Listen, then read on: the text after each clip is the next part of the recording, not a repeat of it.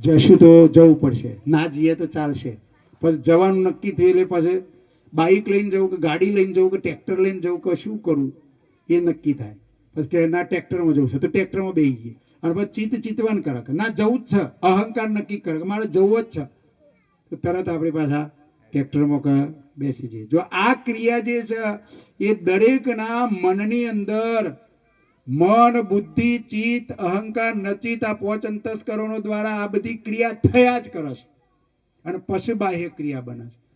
આપણે બધા નહીં કહેતા કંઈક કરવું હોય તો એ પહેલા આપણે કહીએ કે અમે ઉભારો બધા વિચારીએ, બીજાના વિચારો કેવા છે એ મનન કરે, બુદ્ધિ ગાંઠ ગળે ને પછી નક્કી થાય કે ભાઈ ના આ કરીએ તો સારું, ના આ કરવું નથી.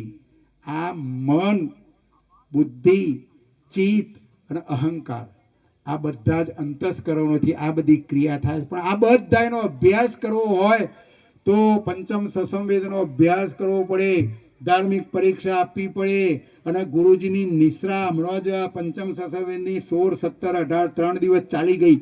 આવી ગુરુજીની ગ્રંથ શિબિરોની અંદર તમે ભાગ લ્યો, એની અંદર જવાનું રાખો, કશું સાથે આવશે નહીં. યાદ રાખો, જેટલો આપણે ગુરુગાદી અને મેં મારી પણ એક ચેનલ બનાવી છે, આવી બધી કથાઓ મૂકેલી છે, તો જ્યારે અનુકૂળ સમય મળે એ વખતે કથાઓ સાંભળો, ઊંઘ ના આવતી હોય એ વખત કથા સાંભળો, કદાચ કોઈ ખરાબ વિચારો આવતા હોય એ વખતે, અને ગુરુજીની લાઈવ કથા, લાઈવ કથાના ટાઈમ ના મળે તો બીજા કોઈ ટાઈમે પણ ગુરુજીની લાઈવ કથા જે રેકોર્ડિંગ થયેલી હોય છે, ગ્રંથ શિબિરો પણ રેકોર્ડ થયેલી છે.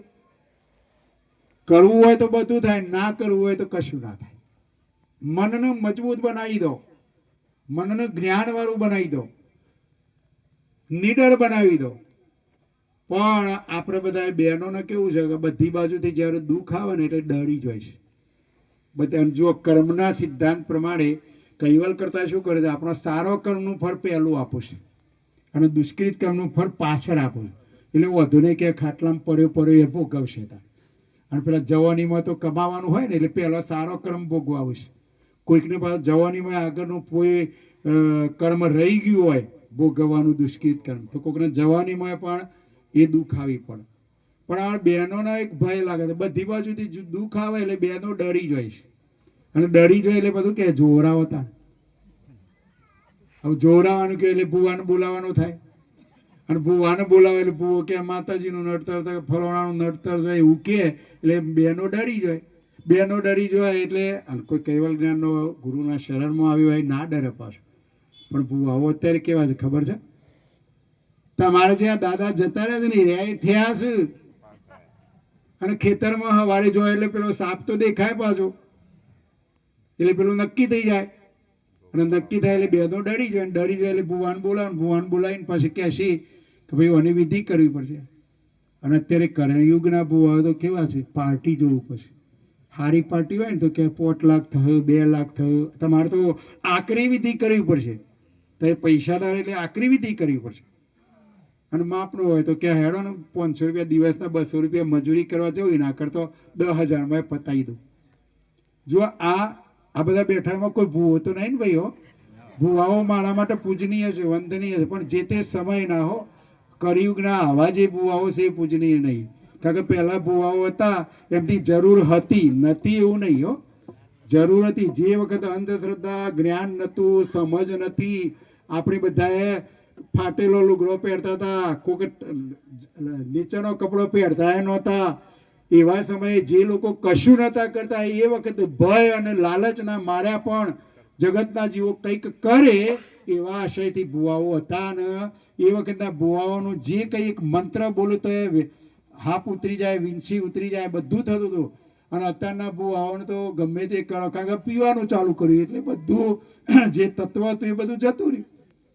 એટલે હાલની જે સ્થિતિ આવી બની છે કળિયુગની, એટલે આ બધું સમજવાનું છે અને આ બધું જાણવું જરૂરી છે. એટલે ગમે તેવું દુઃખ આવે ત્યારે ડરવાનું નહીં, યાદ રાખજો. અને સુખ આવે તો છકીએ ના જવાનું. નકર ઘણાને તો વેત ઊંચા ચાલશે અને પાછું જોજો, પાછા સંસ્કાર ના હોય તો દારૂની બોટલો, વ્યસન, ફેશન, મોસ, મદિરા આની અંદર બધા જતા રહેશે. પણ આ બધું થવા પાછળનું કારણ બીજું કોઈ જ નહીં. આપણે નાનપણમાં આપણા બાળકોનો સંસ્કાર આપ્યા નથી. અને સંસ્કાર માટે આપણા ગુરુજી આટલી 74 વર્ષની ઉંમરે પણ એટલા તાકાતવાળા છે કે તમે તો એમની સાથે ચાલી જ ના શકો. એ ક્રિયા કરે છે એવી આપણાથી ના થાય. એ કેટલી મુસાફરી, કેટલી દોડાદોડ, અને એ બધું કોના માટે? આપણા માટે. કોઈ જગતના અંશો એમનું કલ્યાણ થાય એટલે મનને મનાવી લેવાનું અને મનને ચોક્કસ જ્ઞાનથી મજબૂત કરવાનું અને મનને એવો નિડર બનાવી દો, એવું નિડર બનાવી દો. અને આપણને ડર શાનો? છેવટનો ડર તો મરણનો. પણ આગળ વાત કરી એ પ્રમાણે આ કૈવલ્યકર્તાનો અંશ છે, એક ભાગ છે. એટલે કોઈ કારે અંશનું મરણ થતું જ નથી. પણ આ અંશ આવ્યો ક્યાંથી? અજરા અમર છે. તો અંશ આવ્યો ક્યાંથી?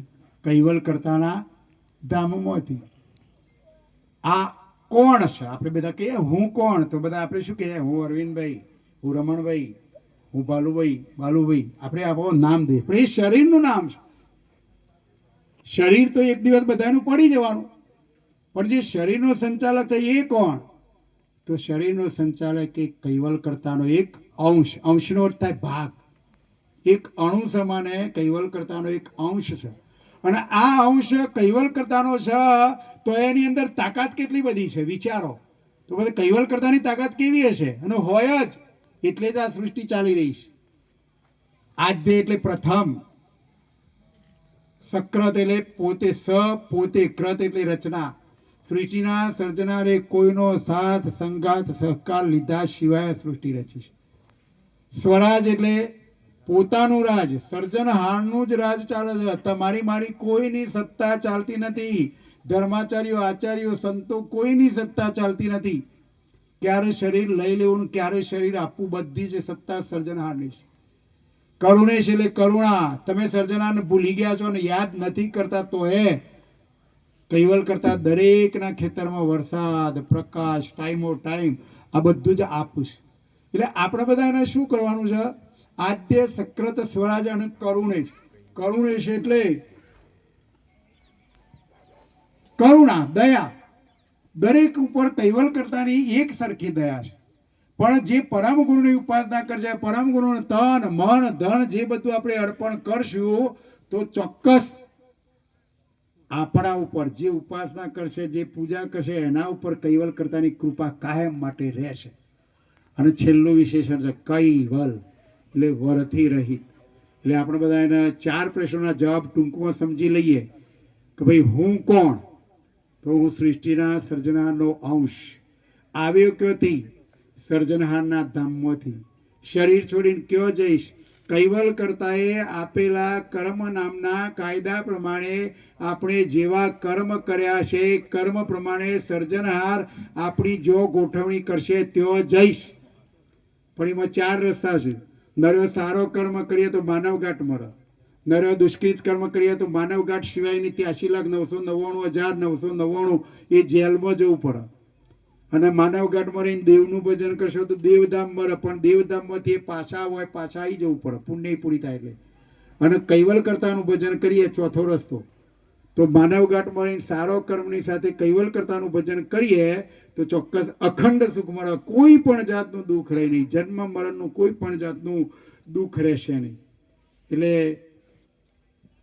ત્રીજો સવાલ કે શરીર છોડ્યા પછી ક્યાં જઈશું? તો શરીર છોડ્યા પછી આપણે જેવી ક્રિયા કરશું, જેવું કર્મ કરશું એ પ્રમાણે આપણને જગ્યા મળશે. અને આ બધાની રચના કરનાર કોણ? તો જેને આદ્ય, સક્રત, સ્વરાજ, કરુણેશ અને કૈવલ આ 5 વિશેષતા જેને અંગીકૃત થાય એ સૃષ્ટિનો સર્જનહાર. આવા સર્જનહારનું આપણે ભજન કરશું. આપણને આવા સમર્થ ગુરુ મળ્યા છે એટલે ચોક્કસ મંદિર બનવાનું છે 29 તારીખે આપણા જગત ગુરુના હસ્તે. અને જો બીજા બધા સંપ્રદાયોની અંદર પણ ધર્મના જે વડા હોય એના હાથે જ પ્રતિષ્ઠા થાય છે. પહેલી આરતી પરમ ગુરુની આપણા જે મેઇન આચાર્ય જગતગુરુ છે એમના હાથે થશે.